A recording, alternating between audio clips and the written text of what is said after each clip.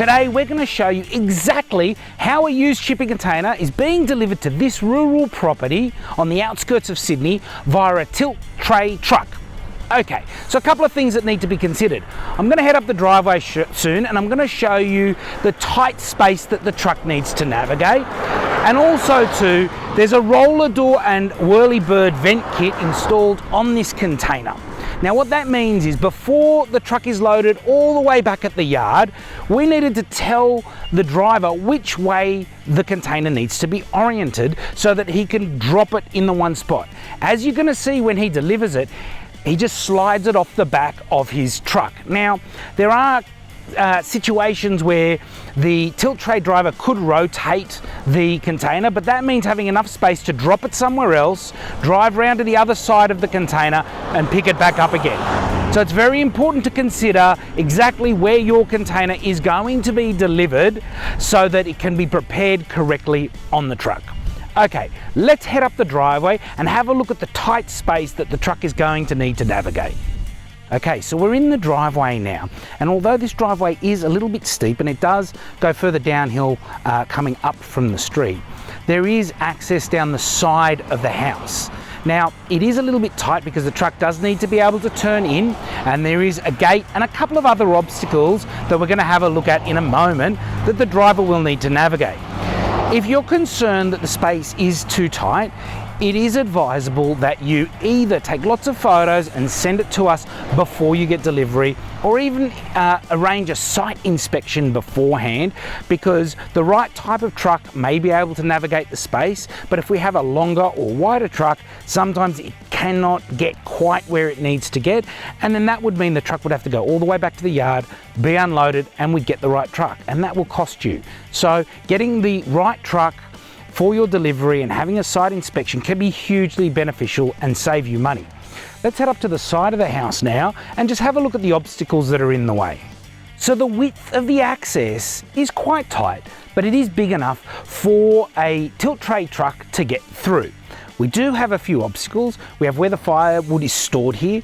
We have the gate and the post for the gates. We have a couple of stumps and shrubs on this side, and there is a chimney protruding from the house.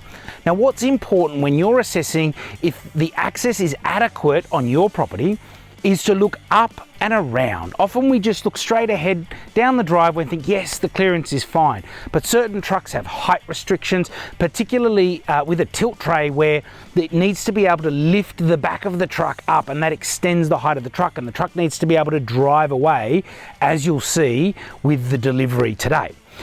So looking up, look for any low-hanging wires, things like cable internet, phone lines, power lines. Look for anything that's suspended from a tree or long branches that might be hanging low.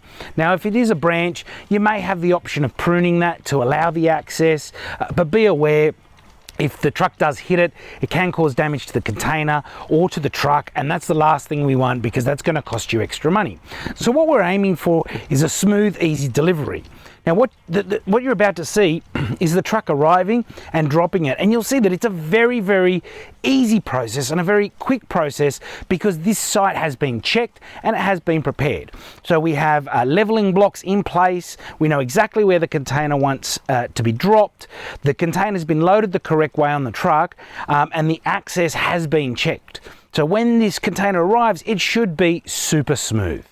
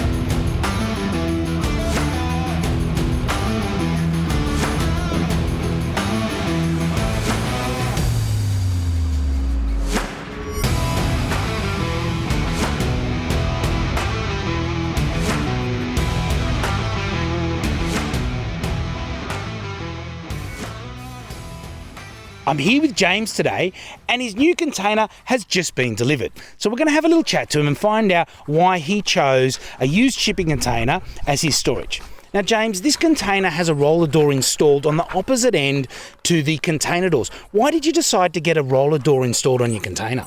So we got the roller door installed so we could easily load up the motorbikes and the lawnmower in there without having to move out ramps or anything like that. Yeah, so what you've done is you've made it easy to access, really simple to put up. You don't have to unlock two doors every time, simple key access. And you said you're going to put motorbikes, lawnmower and other general storage for the property in that container. Yeah. So the last thing you need is to be wrestling with the doors every time you've got to access it. Would you say you'd go in and out of this container pretty regularly? I mean, these are tools that you use on a property like this all the time, right? Yeah, fairly regularly. Yep, okay. And look, the reason why you got it on the other end of the container is because there's no cam keepers where the door actually locks into it. So what can happen is we can construct a ramp. You can either build something in concrete or in timber to make it easy to roll your rolling machinery, like the motorbikes, up and down into the container. Is that right? Yeah. Okay, great. What else did you get done when you ordered this container to make your life easier? We also got the ventilation installed with the Whirlybird just to make sure it's well ventilated and kept cool. We also got some shelving installed just for general storage. So you had that shelving installed before it was arrived? Yeah. Okay, so that's going to make your life a lot easier. So it's just been delivered. You're ready to go now. Yep. So the rest of this afternoon, you're going to be loading things into your container. That's it. Mate, great to talk to you. Thank you very much. And what we might do is give you a little tour of the container now.